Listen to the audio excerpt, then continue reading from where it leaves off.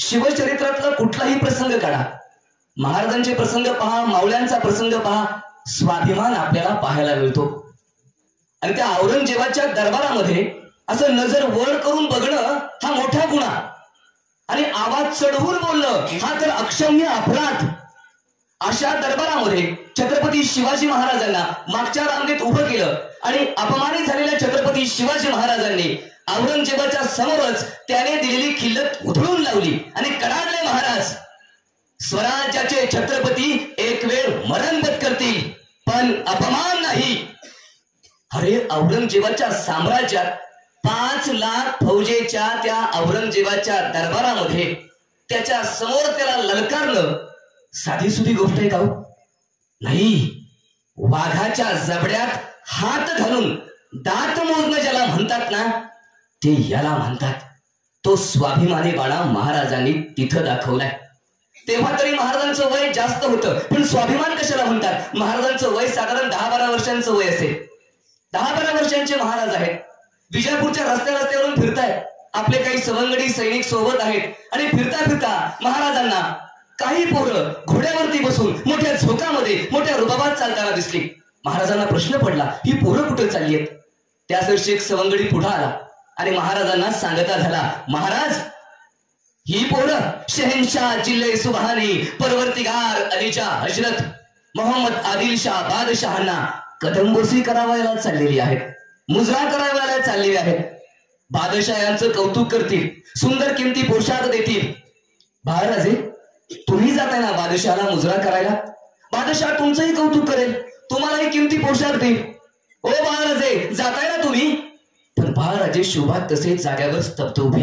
मग दुसरा सवंगडी पुढे आला आणि बाळराजांना विचारता झाला, बाळराजे, तुम्ही जाणार नाहीत?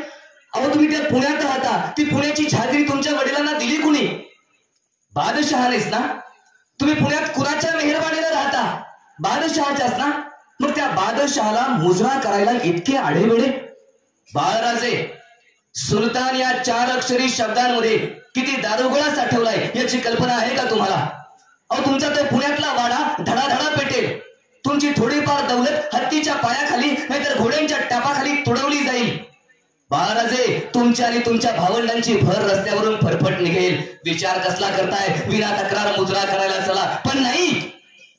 शिवराय तसेच स्तब्ध उभे, ना होकार ना नकार.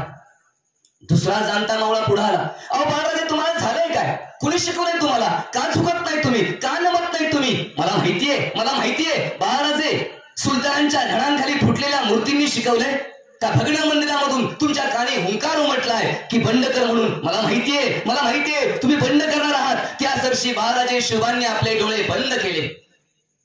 आणि मग काय? भग्न मंदिरामधून, सह्याद्रीच्या दऱ्यांमधून, स्मशानातून, खाटी खाण्यात कापल्या गेलेल्या गायींच्या हाडांमधून, महाराष्ट्राच्या तप्त जमिनीमधून आवाज उमटला शिवबाच्या कानी, नको झुकूस, नको नमूस. शिवबा, अरे सुलतान कोण ते आठव. 350 वर्षापूर्वी ज्ञानेश्वरांच्या समाधीवर चिरा बसवल्यापासून आजपर्यंत या सुलतानांचे केलेले जुलूम आठव. बायका पोरांना दिलेला त्रास आठव. सगळं आठव शिवबा. झुकू नकोस शिवबा. पूर्वीच्या राज्यकर्त्यांनी सह्याद्रीची आणि समुद्राची उपेक्षा केली, त्यामुळे हा महाराष्ट्र मुलूक परकीयांच्या टाचेखाली टापला गेला. तो सह्याद्री तुला आज पुकारतोय, तो समुद्र तुला हाक मारतोय. शिवराय, सह्याद्री आणि समुद्र एक झाले तर दिल्ली हदरेल. शिवबा, तो तोरणा बघ, तो कोंढाणा बघ, तो रोहिडा बघ, सारे गडकोट तुझ्याकडे आशेने बघताय. बंड कर शिवबा, बंड कर शिवबा, बंड कर. आणि शंकर महादेवानं रागानं जसा तिसरा डोळा उघडावा तसे महाराजांनी डोळे उघडले आणि कडाडले महाराज, हर हर महादेव. बादशहाला मुजरा नाहीच, बादशहाला मुजरा नाहीच. ते सैनिक 4-4 पावलं मागं गेले. 10-12 वर्षांचं महाराजांचं वय आहे, पण तो आदेश बघून, तो राग बघून त्या सैनिकांना काय बोलावं सुचेना.